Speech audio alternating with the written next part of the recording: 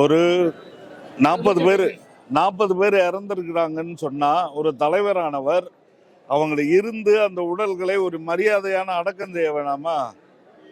அதுக்கு இருக்க வேணாமா? பாதிக்கப்பட்டவங்களை பார்க்க வேணாமா? அப்படின்னா உங்களுக்கு வந்துடும். அப்படிப்பட்ட மேட்டுக்குடியாக இருக்கக்கூடியவர்கள், அரண்மனை வாசிகளாக இருக்கிறவர்கள் அரசியலுக்கு வராதிங்க, வரக்கூடாது. அது மட்டும் இல்ல, இதுல ரொம்ப பூசி மொழிகி நாங்க அரசியல் பண்ண விரும்பலன்னு பேசுறாங்க. அத்தனை பேர் அயோக்கியத்தனம். அதுக்கு இப்படி பேசுற பூரா அயோக்கியத்தனம். விஜயை கைது செய்யணும், கைது செஞ்சு சிறையில் அடிக்கணும். நீ எப்போ உணர்வ?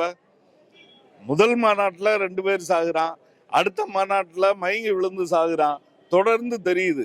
இதுக்கு பேர் கிரிமினல் நெக்லிஜென்ஸ், குற்றத்தனமான புறக்கணிப்பு. அப்போ உனக்கு பணக்கார திமிரு. எத்தனை பேர் செத்தாலும் ஏரோப்ளேன் ஏறி வீட்டுக்கு போயிடுவ. இங்க செத்தவன் 40 பேர் செத்து கிடந்தாலும் அந்த பணத்தை நல்லடக்கம் பண்றது கூட நீ இல்லைன்னா நீ எது கட்சி நடத்துற?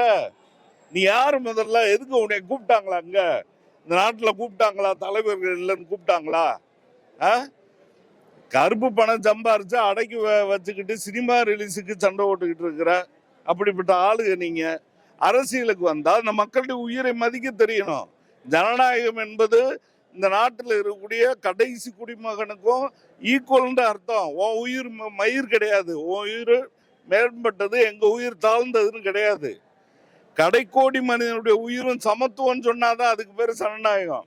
இங்க இருக்கு இந்த நாட்டில் இருக்கிற சட்டமும் சரியில்லை, எக்ஸிக்யூட் பண்றதும் சரியில்லை. 40 பேர் கொண்டுட்டு நீ வாட்டில் போய் எங்கேயாவது ரெஸ்ட் ஹவுஸ்ல இருப்போம், உன்னை அரெஸ்ட் கூட பண்ண போலீஸ் வராதுன்னா என்னங்கடா நாடு இது? என்ன நாடுன்னு நான் கேட்கிறேன்.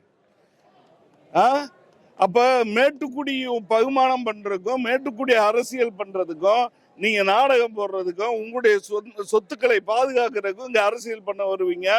எங்க பிள்ளைகளை தூண்டி விடுவீங்க. அவனை பூரா கைதட்ட சொல்லி விசில் அடிக்க சொல்லி ஏற்றி விட்டுட்டு அவனுக்கு தண்ணி கொடுக்க மாட்டீங்க, சோறு கொடுக்க மாட்டீங்க. கேட்டா நான் கோடி கோடியா சம்பாரிச்சு வச்சுட்டேன்னு சொல்லுவீங்க. எங்கடா போகுது? எதுக்குடா அந்த காசு? குழியில போட்டு புதைக்கிறதுக்கு, அவங்க கூட சேர்ந்து குழியில போட்டு புதைக்கிறதுக்கு அந்த காசு. அப்போ ஒழுங்கா தண்ணி கொடுக்க மாட்டேன், சோறு கொடுக்க மாட்டேன், சாப்பாடு கொடுக்க மாட்டேன், ஒழுங்கான நேரத்துக்கு வர மாட்டேன், ரெஸ்ட் எடுத்துட்டு சனிக்கிழமை வந்து அரசியல் பண்ணுவேன்னா எங்க எல்லாம் சாடிக்க வந்திருக்கீங்களா? என்ன திட்டத்தோட அரசியலுக்கு வந்த நீ? உனக்கு போஸ்ட் ஓட்டி அனுபவம் இருக்கா? இங்க போராட்டம் பண்ணி அனுபவம் இருக்கா? எத்தனை முறை ஜெயிலுக்கு போயிருக்கா? இங்க இருக்கக்கூடிய பெற்றோர்களும் சரியில்லை, கல்வி முறையும் சரியில்லை, பகுத்தறிவுனா என்னன்னு தெரியல, இங்க இருக்கிறவனுக்கு சுயமரியாதைனா என்னன்னு தெரியல. இவனை உருவாக்குறது வெட்டி கூட்டம் மாதிரி கஞ்சா குடிக்கலாம் உருவாக்கி வைக்கிற. கஞ்சா குடிக்கி தண்ணி அடிக்கிறவன், சாராயம் குடிக்கிறவன் எல்லாரும் தான் பொறுப்பு. அவனை சாராயம் குடிக்கிறவனா உருவாக்குறதுக்கு எல்லா பேரும் பெரிய செட்டப் இங்க இருக்கு. அவன் கஞ்சா குடிக்கிறவனா ஆகுறதுக்கு இங்க பெரிய செட்டப் இருக்கு. ரசிகர்களை போதை ரசிகர்களா மாத்துறதுக்கு இங்க பெரிய செட்டப் இருக்கு. ஆனா மனுஷனாக்குறதுக்கு, அறிவு கொடுக்கறதுக்கு, பகுத்தறிவு கொடுக்கறதுக்கு, கல்வி கொடுக்கற ஒரு செட்டப் இல்லை. அப்ப இவன் எப்படி இருக்கிறான்னா, ஆடு மாடு கூட்டத்தோட கைகால் வச்ச ஆடு மாடு கூட்டமா தான் நம்ம குடும்பத்துல வளர்றாங்க. இவங்க அவங்கள இந்த மலினமான ரசிகர்களா வச்சு அவனை சுரண்டுறது. அவனை செத்தா நாய் மாதிரி நீ வாட்டில் விட்டுட்டு ஓடுவ. இவ்வளவு காயம்பட்டு இருக்கிறான். அவனை ஹாஸ்பிட்டல்ல வந்து பார்க்க ஆள் எல்லாம் அழுகுறாங்க. எவனும் வந்து பார்க்கலான்னு சொன்னா உங்க கட்சிக்காரன் வந்து பார்க்கல, கண்ணீர் சிந்துறாங்க அந்த பிள்ளைங்க ஆளுங்க. அப்ப விஜய் கைது செய்யப்படணும், விஜய் கைது செய்யப்படணும், புஷி ஆனந்த் கைது செய்யப்படணும், ஆதவ் அர்ஜுனா கைது செய்யப்படணும், அந்த ஜான்குமார் கைது செய்யப்படணும். இவங்க தான் இந்த நிர்வாகிகள். இவன் பூரா நேற்று கூட்டத்துக்கு முன்னால போன்ல என்ன பேசினான்றத பூரா ரெக்கார்டு எடுக்கணும். என்ன பேசியிருப்பான்? கூட்டம் வரட்டும், கூட்டம் சேரட்டும், வேலை விட்டு வருவான், காலேஜ் விட்டு வருவான், கூட்டம் சேரட்டும். வாக்கரிசி போடுற கடா? யார் வீட்டு பிள்ளை? 40 பேரு உன் வீட்டுல செத்துருந்தா அப்படி விட்டுட்டு ஓடுவியா? உங்க ஒப்ப சந்திரசேகர் செத்துருந்தா அப்படி விட்டுட்டு ஓடுவியா? உன் பிள்ளைய செத்துருந்தா விட்டுட்டு ஓடுவியான்னு நான் கேட்கிறேன். அப்ப இவனை கைது செய்யக்கூடாதுன்னு ஒரு அரசியல்வாதி சத்தமா பேச மாட்டேங்கிறா, ஒருத்தன் பேச மாட்டேங்கிறா. சத்தமா பேசு, அரசியல் நாகரிகம் பேசாத. இளவு விழுந்திருக்கு, சும்மா போக முடியாது. இளவு விழுந்திருக்கு, சத்தமா பேசு. எல்லா பேரும் விஜய் இந்த கும்பலை கைது செய்யணும்னு சொல்லு. உனக்கு என்ன அந்த மேட்டுக்குடி திமிரு? இப்படி வந்து நீ படம் காமிச்சிட்டு போவ, 40 பேர் சாவான். இதை அரசியல் நாகரிகம் கருதி அவர் என்ன செய்வாரு? என்ன மையத்துக்கு வர்றாரு? அப்ப அவர் என்ன செய்வார்னா எதுக்கு கூட்டம் கூட்டினாரு தெரியாதா?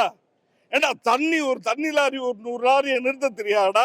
உன் காசு என்னடா செய்யுது? ஒரு தண்ணி லாரி 100 லாரியை நிறுத்த தெரியாதா? சாப்பாடு ஒரு 10,000 பொட்டலம் கொடுத்தா செத்து போயிருவியா? அப்ப என்ன மையத்துக்கு வர்ற அரசியலுக்கு? அதனால விஜய் கைது செய்யப்படணும்னு எல்லா அரசியல் தலைவரும் யோக்கியனா இருந்தா பேசணும். யோக்கியனா இருந்தா அரசியல் தலைவர்கள் இந்த மாதிரி ஆளுகளை, ஏழைகளுடைய உயிரோட விளையாடக்கூடியவர்களை, எளிய மக்கள் இளைஞருடைய உயிரோட விளையாடக்கூடியவர்களுடைய ஆட்களை கைது செய்யணும் அப்படின்றத நாங்க கோரிக்கையா வச்சுக்கிறோம். எல்லா அரசியல் கட்சிகளும் இதை கோரிக்கையா மாத்தணும். இங்க நீதிபதி அருணா ஜெகதீசன் அவர்கள் வந்திருக்கிறார்கள். இந்த ஊடகத்தின் மூலமா நான் சொல்றது என்னன்னா, எத்தனை பேரை இப்படி பலி கொடுத்து இந்த விசாரணை கமிஷனா அமைச்சுக்கிட்டே போறோம். கைது செய்யுங்க, உடனடியா விசாரணை பண்ணுங்க. அவங்க 4 பேருடைய தொலைபேசி உரையாடல் எப்படி கூட்டம் சேர்க்கறதுக்கு இந்த வேலையை பார்த்தாங்கன்னு பார்த்து உள்ளதுக்கு போடுங்க. அப்பதான் நாளைக்கு ஒரு அரசியல்வாதி வந்து ஒரு பொறுப்பா ஒரு கூட்டத்தை நடத்துவான், பொறுப்பா ஒரு ஏற்பாடை செய்வான் அப்படின்றத கண்டனமா தெரிவிச்சுக்கிறேன். நன்றி.